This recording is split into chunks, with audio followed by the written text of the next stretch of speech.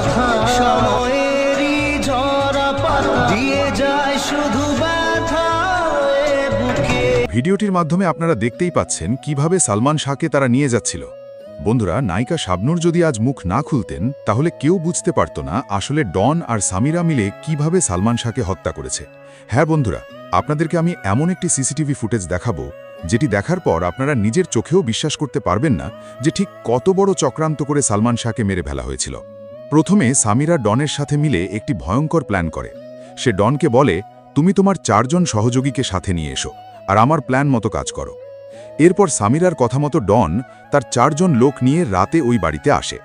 সামিরা তখন ডন এবং তার ওই 4 সহযোগীকে পাশের রুমে লুকিয়ে থাকতে দেয়। সালমান শাহ ঘুণাক্ষরেও জানতে পারেননি যে ঢাকার ওই ফ্ল্যাটের মধ্যে তার সাথে এমন একটা ঘটনা ঘটতে যাচ্ছে। বন্ধুরা, শুনলে অবাক হবেন, সামিরা সেই রাতে দুধের সাথে এমন কিছু একটা মিশিয়ে সালমান শাহকে খাইয়ে দেয় যার ফলে তিনি পুরোপুরি বেহুশ হয়ে যান। তার আর কোনো জ্ঞানই ছিল না। সামিরা যখন নিশ্চিত হয় যে সালমান শাহ আর কোনোভাবেই উঠতে পারবেন না, তখন সে ডনকে ডেকে নিয়ে আসে। ডন এসে নিজেও চেক করে দেখে যে সালমানের কোনো হুঁশ আছে কিনা। যখন তারা নিশ্চিত হয় যে সালমান শাহ পুরোপুরি অজ্ঞান অবস্থায় আছেন, তখন ডন পাশের রুম থেকে তার ওই 4 জন লোককে ডেকে আনে, আর তারপর তারা সবাই মিলে সালমান শাহকে চিরতরে এই দুনিয়া থেকে সরিয়ে দেয়। কিন্তু তারপর তারা যে বুদ্ধি খাটায় তা জানলে আপনারা শিউরে উঠবেন। সামিরা ডনকে বলে, আমি এবার যা যা বলবো তুমি চুপচাপ শুনবে আর তাই করবে। সামিরার কথা মতো ডন সিলিং ফ্যানের সাথে এমনভাবে একটি রশি ঝোলায় যাতে সবাই মনে করে সালমান শাহ নিজেই আত্মহত্যা করেছেন। কিন্তু বন্ধুরা, তাদের ঘরের মধ্যে থাকা একটি গোপন ক্যামেরায় যে এসব রেকর্ড হচ্ছিল তা তারা টেরই পায়নি। আর এই পুরো ঘটনার পেছনে থাকা রহস্য এবার ফাঁস করেছেন নায়িকা শাবনূর। শাবনূর ফেসবুক লাইভে এসে এমন কিছু কথা বলেছেন যা জানার পর আপনারা চমকে যাবেন। তিনি বলেন, আমি বেশ কিছুদিন ধরেই দেখছিলাম সালমান শাহের কথা জড়িয়ে যাচ্ছে। তাকে দেখে আমি অবাক হতাম যে সে যেন কিছু একটা বলতে চাইছে কিন্তু পারছে না। শাবনূর আরও বলেন, তার মানে অনেক আগে থেকেই সামিরা তাকে এমন কিছু খাওয়াচ্ছিল যার কারণে সে ধীরে ধীরে তার স্মৃতিশক্তি হারাতে বসেছিল। শাবনূর একটি ঘটনার কথা উল্লেখ করে বলেন, একদিন আমি সালমানকে জিজ্ঞেস করলাম, আগের ওই মুভির সিনটা তো খুব ভালো হয়েছিল, চলো ওই রকম একটা সিনের জন্য আমরা ডিরেক্টরের সাথে কথা বলি। তখন সালমান আমাকে অবাক করে দিয়ে বলে, কিভাবে, কোন সিনের কথা বলছো? ঠিক তখনই আমার সন্দেহ হয়েছিল, সালমান শাহের মতো এত বিচক্ষণ একজন নায়ক সে কিভাবে নিজের কাজ এভাবে ভুলে যেতে পারে। বন্ধুরা, এই কথাগুলো বলার সময় শাবনূর কান্নায় ভেঙে পড়েন। ডন এবং সামিরা মিলে যে কত বড় কুকীর্তি করে সালমান শাহকে পৃথিবী থেকে সরিয়ে দিয়েছে তা সত্যি অকল্পনীয়। তারা সালমান শাহকে মেরে ফেলে এমন নিখুঁত নাটক সাজায় যেন মনে হয় তিনি আত্মহত্যা করেছেন। কিন্তু সালমান শাহের মা নীলা চৌধুরী কোনোভাবেই বিশ্বাস করেননি যে তার ছেলে আত্মহত্যা করতে পারে, কারণ দুদিন আগেই ছেলের সাথে তার খুব স্বাভাবিকভাবে কথা হয়েছিল। একজন মা তো দেখলেই বুঝতে পারেন তার সন্তান কেমন আছে। যে ছেলে আত্মহত্যা করবে নিশ্চয়ই চরম বিষণ্ণতায় ভুগবে। তাই নীলা চৌধুরী শুরু থেকেই এই আত্মহত্যার তত্ত্ব মেনে নেননি।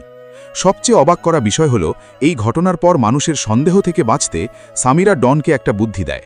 সে ডনকে বলে, তুমি এখান থেকে চলে যাও আর কোনো এক গ্রামে গিয়ে মসজিদের ইমাম হয়ে যাও, যাতে মানুষের সন্দেহ তোমার উপর থেকে একেবারে উঠে যায়। আর ঠিক সেটাই হয়েছিল। ডন এরপর প্রায় 4 বছর ইমামতি করেছিল যাতে মানুষ তাকে সন্দেহ না করে। কিন্তু নায়িকা শাবনূর আজ যে সত্য প্রকাশে এনেছেন তা সবাইকে স্তব্ধ করে দিয়েছে।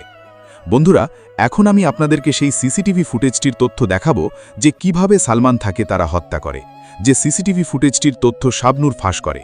চলুন সেই ভিডিওটি দেখে নিন, তাহলে বুঝতে পারবেন। আসসালামু আলাইকুম প্রিয় দর্শক, ইতিমধ্যে ভিডিওর গুরুত্বপূর্ণ অংশবিশেষ দেখে ফেলেছেন। আরো কিছু গুরুত্বপূর্ণ তথ্য আমাদের হাতে রয়েছে যেগুলো তুলে ধরার চেষ্টা করব। তাই অনুরোধ করব, যারা এখন পর্যন্ত ভিডিওটিতে একটি লাইক দেননি, অতি দ্রুত ভিডিওটিতে একটি লাইক দিয়ে চ্যানেলটি সাবস্ক্রাইব করে আমাদের সাথেই থাকবেন। আমরা কথা বাড়াবো না, চলুন আগে ভিডিওটিতে একটি লাইক দিয়ে ধারাবাহিকভাবে সম্পূর্ণ ভিডিওটি দেখে আসি।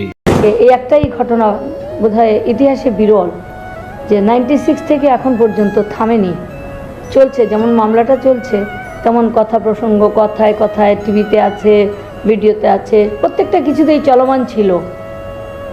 তো 3বার তারা চেষ্টা করেছেন, ডিবি, তারপরে সিআইডি, আমরা জুডিশিয়াল ইনকোয়ারি চাইলাম, 3বারই ধামাচাপা দেওয়া হলো। আপনারা সবাই শুনছেন যে সামিরা যেভাবে আমাকে নীলা চৌধুরী গালি দিয়ে, আমার ছেলে নাকি আমার জন্য মরে গেছে, তারপরে সে আত্মহত্যা করেছে। এই যে প্রশ্নটা আপনি করলেন আমাকে যে এটা কেন করছে, এটা ও যদি আত্মহত্যা করেও থাকে তাকে বাঁচাবার জন্য তো মানুষ বলে না, চোর গেলে একটু চিহ্ন রেখে যায়, এগুলো সব আলামত। আমি তখনই বলেছিলাম যে ওরাই পাগল হয়ে ওরাই বলবে, ওদের মুখ দিয়েই ওরা বলে যাবে। স্বামীরা একটাবারও সে বলে না যে না আমার স্বামী আত্মহত্যা করলো, সে তো দায়ী করেছে শাবনূরের কথা, বা অনেক জায়গায় অপমান করেছে, থাকতেও মারা যাওয়ার পরে মৃত ব্যক্তিকে এভাবে অপমান করার কোনো অধিকার তার নাই, ধর্মীয় অনুযায়ী যে কোনো অনুযায়ী। একটা স্ত্রী সবসময় প্রথম থেকে আমার সাথে যাওয়া উচিত ছিল। স্বামীর যখন দাফন হয় দাবি করা ছিল, প্রথম দিনই তো হসপিটাল যাওয়া উচিত ছিল, তাকে তো কাছেই পেলাম না। এই যে ফ্যান, কলম, তারপর ওই যে মনে করে স্ত্রীর বা যেগুলো ঘরে আলামত ছিল, তারা রুমাল, কলফ্রমের রুমাল তো পাই নাই, এগুলি কী করছে, ওইটা দিয়ে 11 তলার থেকে ওর বাসায় ফালাই দিছে। তো এটা রুবি কতটা নিয়েছে, সে নিজের লাইফের উপর রিস্ক নিয়ে সে বলে ফেলছে। এবং শেষেও বলছে কিন্তু কোর্টে যদি আমি আসতে না পারি, আমাকে যদি ওরা পাগল করে দেয়, আপনি কিন্তু মানবেন না, আপনি কিন্তু মামলা উঠাবেন না। এগুলো কি আমি শিখাই দিছি? একটা মানুষ সে জানে এটা মামলার কারণে সে আসামি, তার ফাঁসি হতে পারে, তারপরও সে এই কথাটা বলতেছে। আমার ছেলেটাকে যখন হসপিটাল নিয়ে যাই, আমার মনে হয় ওরা ওই যে সাফোকেটেড করছে, তারপরে যে আমরা যেটা পেয়েছি, আমরা আর তো আলামতের প্রয়োজন হয় না। আজকাল ইন্টেলিজেন্স কাজ করে, আজকাল ডিজিটাল যুগ, সময় সব বুঝে বুদ্ধি দিয়ে নিতে হবে সেগুলো। সব কি সামনে এগুলি কোন আগের দিনের কাহিনী যে তার মধ্যে রক্ত লাগানো থাকবে তবে বোঝা যাবে যে জবাই করা হয়েছে? এখানে তারা সকালবেলা যেটা করে, আমার ছেলেকে তো আমার হাজবেন্ড যখন গেছেন তখনই মেরে ফেলছে তারা। এবং তখন যদি ওনাকে যেতে দিত তাহলে মনে হয় উনিও মারা যেতেন, অথবা অনেককে ঘরে পাওয়া যেত, যার কারণে স্বামীরা একদম ফিটফাট আত্মহত্যা প্রমাণ করার জন্য সে উঠে পড়ে লেগেছে। আজকালও বলছে সে যে 3-3টা রিপোর্ট দিয়েছে, সে দেখেন কত 3-3টা রিপোর্টের মধ্যে যে 3টাই তো আত্মহত্যা হয়েছে, হত্যা হলে তো তারা হত্যা বলতো, পুলিশরা কি মিথ্যা নাকি? সালমান তো অনেক আগের থেকে প্রেস কনফারেন্স করেছে, সে সিকিউরিটি চেয়েছে, সে পিস্তল, তার নামে একটা পিস্তল চেয়েছে সরকারের কাছে, সিকিউরিটি সে পায় নাই, বহুবার সে তার আঘাত। এবার এটা নিয়ে প্রথম হলো মণিপুরি পাড়ায়, তাকে ফার্স্ট অ্যাটাক করা হলো, এবং এটা নিয়েও সে প্রেস কনফারেন্স করছে, তার বাবা করছে, আমি সঙ্গে ছিলাম, অনেক হয়েছে। সেকেন্ড থার্ড টাইম হয়েছে আপন নিবাসে, তার শ্বশুর বাড়িতে, যেটা বাম বুকে ওই পোস্টমর্টমে আছে, বাম বুকে একটা চিট ছিল, এই চিট, এটার উপরে কিন্তু এটা মেয়ের ছবি একটা কি এঁকে সে এটাকে সুন্দর করে নিছে। এটা আমার বাচ্চার শরীরে তো কোনো ক্ষত ছিল না। আর ওই যে ফ্যানটাকে কিন্তু ইমন ভাঙে নাই, ও বলছে ইমন রাগ করে ভেঙে ফেলছে ফ্যানটা। ও টেলিফোনটাও আছাড় মেরে স্বামীরা ভাঙছে যাতে আর ফোন না বাইরে করতে পারে, প্ল্যান অনুযায়ী। তারপরে মনে করেন যে ফ্যানটা এটা রিজভি বলছে আজিজ মত ভাই বাড়ি দিয়ে রাগ করে ভাঙছে, ভেঙে ওই তারটা একদম ইলেকট্রিক তার আছে না আমাদের, যে মাঝখানে বিট থাকে টেলিফোনের তার, ওই বিটের দাগ ছিল ওর গলায়। এই যে তোমাদের গলায় এই যে ভাঁজ একটা আছে, ভাঁজটা পুরো ছেলেদের গলায়, ওই ঠিক ভাঁজটার উপরে এত ডিপ করে এত চাপ দিয়ে মানে তার নিঃশ্বাসটাকে বন্ধ করা হয়েছে। এটা ফাঁসির, যাতে মনে করছে এটা কটটা ভেঙে গেলে ফাঁসির আলামতটাই আসবে। আমাকে ভিসেরার একজন ডাক্তার বলছেন তখন যে আপনি তো ম্যাডাম রাজনীতি করেন, একটু কেয়ারফুল থাকবেন, আপনি যদি চেয়ারে বসে থাকেন আর পিছের থেকে যদি কেউ এসে একটা তার দিয়ে এরকম জাস্ট কর্ডে এরকম টাচ করে, তাহলে কিন্তু আপনি মারা যাবেন, চিহ্নটা আসবে ফাঁসির। এরা কিন্তু এটা ট্রাই করেছিল, কিন্তু তা হয় নাই। স্বামীরা একটা ডায়েরি আমরা জমা দিয়েছিলাম যে 31 অগাস্ট লিখছে সে 96, যে আমাকে ডিভোর্স করে এই পৃথিবীতে তুমি বেঁচে থাকতে চাও? না না, তা হয় না, ওইটুকুই শেষ। তাহলে এটা তো ইস এ গ্রেট এভিডেন্স। এটা টিভি কী করলো? আমার খাতা কোথায়, আমার ডায়েরি কোথায়? আমার ডায়েরি তো পাচ্ছি না আমি। আজিজ মত ভাইকে ও থাপ্পড় মেরেছিল তার বউকে কিস করার জন্য, এটাও সবাই জানে, আমি শুনেছি পেপারে, আমি তাকে জিজ্ঞেস করে নেই। তার উচিত ছিল ওখানে তালাক দিয়ে চলে আসা, কিন্তু আসলে বাচ্চা ছেলে, তখন তার ইগোতে লাগছে। আজিজ মত ভাই বলছিল নাকি তখন যে তোমার সময় শেষ হয়ে গেল?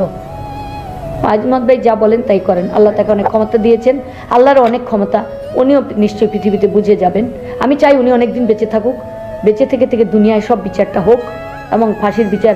সোহেল হত্যা মামলার তো আসামি উনি, এবং আমার মামলার অটোমেটিক্যালি সোহেল মাও মারা গেছে। সোহেল জানে তো সালমান শাহকে কীভাবে মারা হয়েছিল।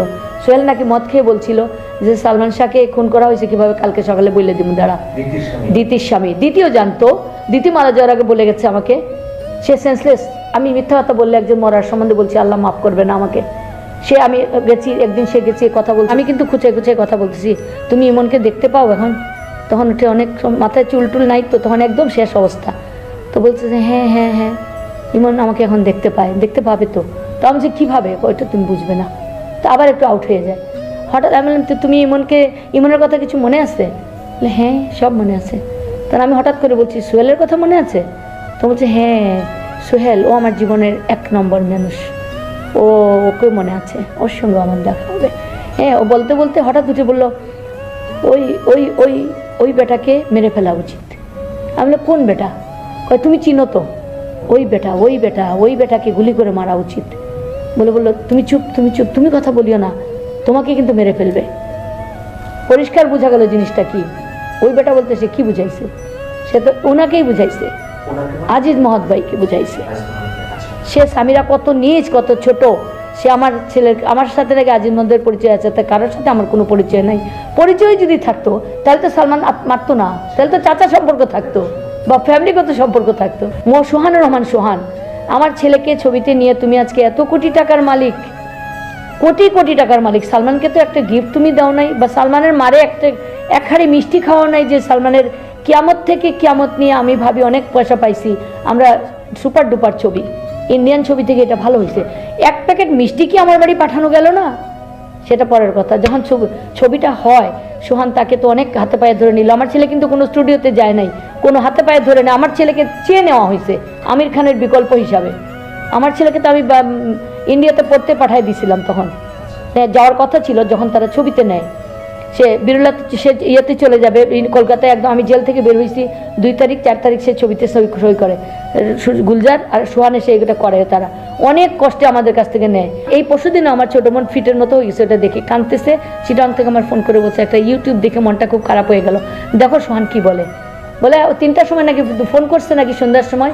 সে বলছে যে এখানে টেলিফোন করছে বাসায়, বলে প্রথম বলতেছে উনি তো রাজনীতি করেন আর বাইরে টাইরে থাকেন, সেই জন্য সার্ভেন্ট ফোনটা ধরছে।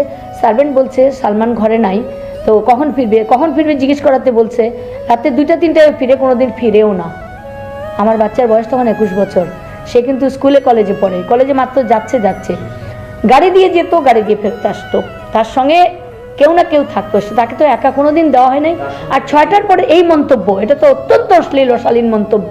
আমি এর প্রতিবাদ জানাচ্ছি। আমার মান সম্মান, সালমান শাহের মানহানির মামলা করা যায়, মানহানির মামলা করব আমি। দ্বিতীয়বার যদি আমি কথাটা শুনি, আমি মানহানির মামলা। সোহান অবশ্যই না, সোহান ড্যাম মিথ্যা কথা বলতেছে, ড্যাম লাই। এবং সেই সময় সোহান কি করেছে, যেমন প্রথম নায়িকা গেলে কিন্তু ডাইরেক্টররা, প্রডিউসাররা পাগল হয়ে যায়, এটা সারা দুনিয়া জোড়া সবখানে। মৌসুমীকে নিয়ে সে এত পাগল, এটা তাদের ধারাবাহিকতা, এটা কোনো অন্যায় না। কিন্তু নায়কও তো মানুষের বাচ্চা ছিল। আমার ছেলে অনেক দিন পরে শেষের দিকে একদিন কেঁদে ফেলছে, বলছে আম্মা তুমি আমাকে খানা বানাই দিও। আমি কেন?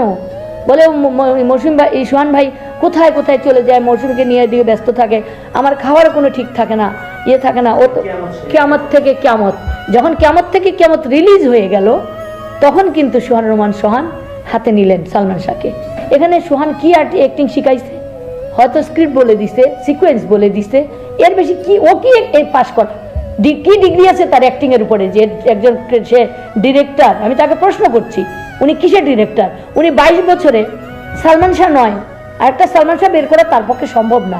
সালমান শাহ নয়, একজন সোহানের একটা সুন্দর একটা নায়ক দেখাইতে পারলো না, একটা ছবি হিট করতে পারলো না, তার এত কৃতিত্ব সহ পুরো ফিল্মি সিন্ডিকেটের সঙ্গে জড়িত হয়ে এটা একটা বিরাট একটা ম্যাসাকার হয়েছে। কিন্তু আমার ছেলেটাকে ওরা ছেড়ে দিলেই পারতো। আমার ছেলে তো ছবি থেকে সরে যেতে চাইছিল। ব্যাগ থেকে টাকা খুলে সামিরার মা 6 লাখ টাকা, 12 লাখ টাকা তারা মার্ডারে ফুরাইছিল। রিজভির ইন্টারভিউটা পড়বেন, ওখানে কার্পেটের নিচে রাখা ছিল 6 লাখ টাকা, ওকে দেওয়া হয়েছে এবং আগে 6 লাখ টাকা দিয়ে লাগানো হয়েছে। এই হলো ঘটনা। আর রুবি কি বলল? রুবি বলল, হ্যাঁ আমি আগে শুনেছি আত্মহত্যা, আমাকে সামিরারা বুঝাইছে। রুবি তো স্পটে ছিল না, পরে আসছে, পরে এসে সেও করছে অনেক বাড়াবাড়ি। সে ডাক্তার আনাইছে স্ক্লাবো মেডিকেল সেন্টার থেকে। সেই স্ক্লাবো মেডিকেল সেন্টারের ডাক্তারের কথা বারবার আমরা বলি, সেই ডাক্তারের কেন কোনো ইন্টারভিউ নেওয়া হয় নাই? সেই ডাক্তারকে আজও দেখলাম না। আচ্ছা, আরেকটা মেইন জিনিস, সেকেন্ড টাইম যে পোস্টমর্টম করাইলাম, সামিরা তো স্যাঙ্গুইন, ছেলেকে কষ্ট দিছে, ছেলেকে মারতে কষ্ট হয় নাই, তুমি আত্মহত্যা করছে বলতে তোমার কষ্ট হয় না? আমি নাকি দ্বিতীয়বার পোস্টমর্টম করাইছি, আমার কষ্ট দিচ্ছি সালমানকে। আমি আরেকটা কথা বলে দিতে চাই, এখন যদি আমার আইনের প্রয়োজনে আমার ছেলে আত্মহত্যা করে নাই, সেটার প্রয়োজনে হয়, আমি আবার পোস্টমর্টম করাবো। লাশ না পাওয়া যায়, মাটির থেকে আমি ডিএনএ করাবো। আমি জীবিত যতদিন আছি এগুলো চলবে। তারা করেছে, দাঁড়ান, এখানে পোস্টমর্টমে যখন তুললো, আমার হাজব্যান্ড দেখতে পারে নাই, উনি বলছেন আমি দেখবো না। ম্যাজিস্ট্রেট, ডাক্তার, পুলিশ, আমার ছেলে, ছোট ছেলে, আমার ভাই সাক্ষী দিয়েছে। আমার ভাই এই 6-5 মানুষ তো দেখছে, তারা তো ম্যাজিস্ট্রেট যে দেখলো যে আমার ছেলে ইনটেক্ট ছিল, শুধু চোখের নিচটা একটু ঘামা ছিল, কোনো পচন নাই, কিচ্ছু নাই, ইভেন ফুল যে দেওয়া হয়েছে ফুলটাও পচে নাই, কাফনটা একদম সাদা দবদবা রয়ে গেছে। এবং একটা জিনিস ইসলামিক নিয়ম মোতাবেক আমরা জানি যে মুসলমানকে উঠায়, তাই না, কবরে উঠায় বসার একটা চিহ্ন ছিল, তার মুখের কাপড়টা খোলা, দুটা পাও উঠে বসলে কাপড়টা সরে যায় না, সেভাবে পাওটা খোলা। আর কি আলামত আল্লাহ দেখাবে? এবং সিলেটের মাজারে তো আত্মহত্যার বা অপমৃত্যুর মামলার লাশ দাফন হয় না, নেয় না। স্বামীরার এত কষ্ট আমার ছেলের জন্য, আমি দ্বিতীয়বার তুলছি, কষ্ট হচ্ছে। আর সালমান শাহ আত্মহত্যা করছে এটা প্রমাণ করতে কষ্ট হচ্ছে না? সালমান শাহ মারা যাওয়ার পরে শুনছি প্রথম রনির সাথে তার ওই 9 মাসের মধ্যে একটা বিয়ে হয়ে গেছে, এবং আমার মনে হয় হয়ে গেছে তখন বোধহয় সে প্রেগনেন্ট কিছু ছিল, যেটার কারণে দায়বদ্ধতা আসতেছে এখন তাকে।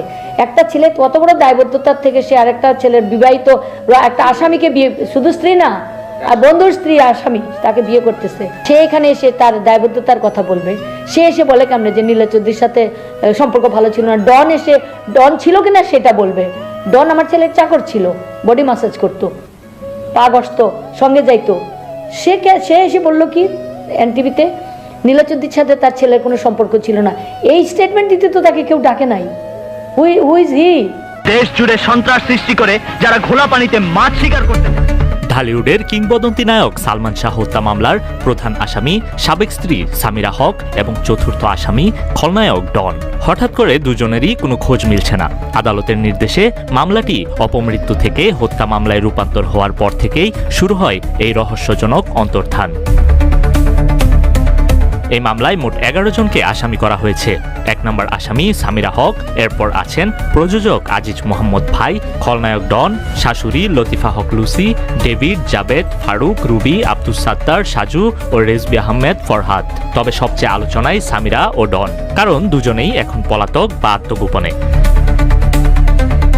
20 অক্টোবর মহানগর দায়রা জজ আদালত সালমান শাহ মৃত্যুর পুনঃতদন্তের নির্দেশ দেন। ঠিক তার 24 ঘন্টার মধ্যেই মামা আলমগীর কুমকুম রমনা থানায় হত্যা মামলা দায়ের করেন। এরপরেই পুলিশ শুরু করে সক্রিয় অনুসন্ধান অভিযান। কিন্তু তদন্ত শুরু হতেই নিস্তব্ধ হয়ে যায় ডন ও সামিরার ব্যবহৃত ফোন, বন্ধ হয়ে যায় তাদের সাথে যোগাযোগের সমস্ত পথ।